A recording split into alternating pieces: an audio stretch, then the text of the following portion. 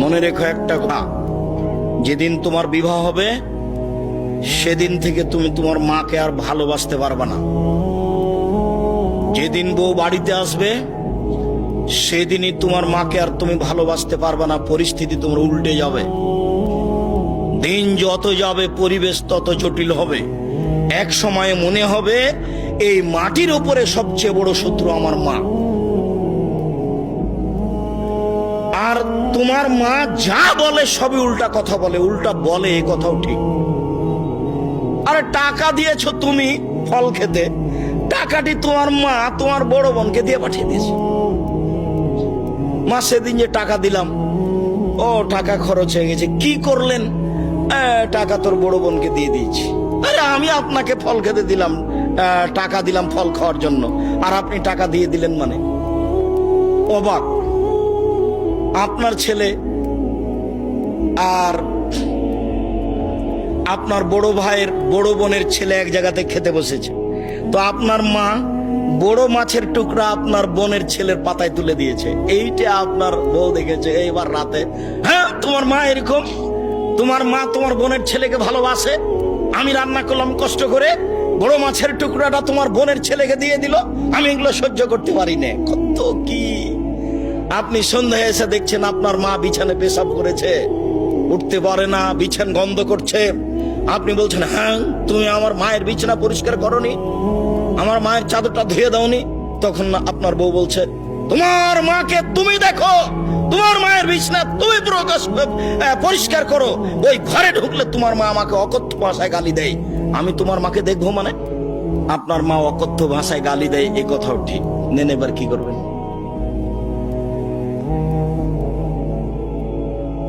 এত কিছু করার পরেও মা যে ঘরে থাকে সেই ঘরে তুমি জোরে হাঁটতে পাবা না।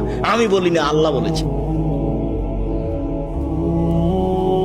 এত কিছু বলার পরে তোমার মা যে ঘরে থাকে সেই ঘরে তুমি জোর করে কথা বলতে পাবে না। ফালা তাকুল্লাহুমা উফফিন ওয়ালা তানহারহুমা, এই কথা বলতে পাবে না। আল্লাহ নিষেধ করে দিয়েছেন, এটা নগদ অর্থ। ঝাঁকি দিয়ে কথা বলতে পাবে না। হ্যাঁ, আপনি এই করলেন সেই করলেন, একবারে টোটালে নিষেধ, আল্লাহ বলে দিয়েছে।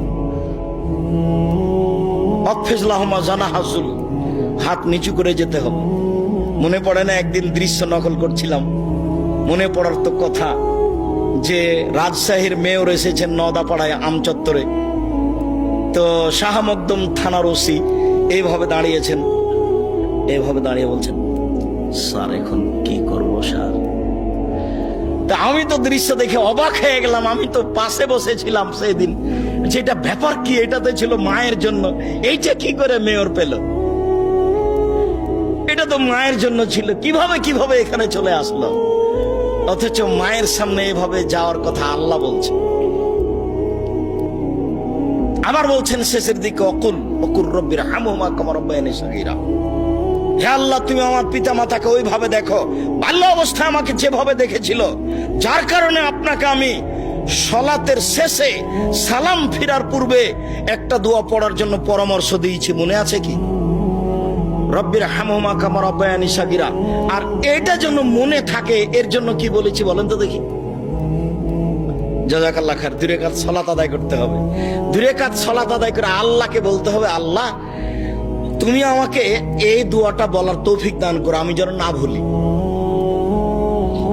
সব সময় সালাত শেষে সালাম ফিরার পূর্বে রব্বির হামহুমা কামা রাব্বায়ানি সগীরা এই দোয়া বলার জন্য আমি আল্লাহর কাছে 2 রাকাত সালাত আদায় করে সাহায্য চাওয়ার জন্য বলেছি পৃথিবীর সকল দিনী ভাই বোনকে। সম্মানিত দিনী ভাই বোন, আল্লাহর নবী বলেন, চিরদিনের জন্য মায়ের অবাধ্য চলা হারাম, চিরদিনের জন্য মায়ের অবাধ্য চলা হারাম।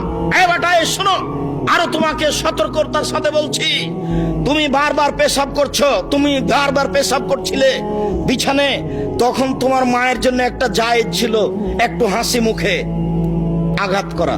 এই অত পেশাব করিস কেন রে, এইটা তোমার জন্য জায়েজ ছিল।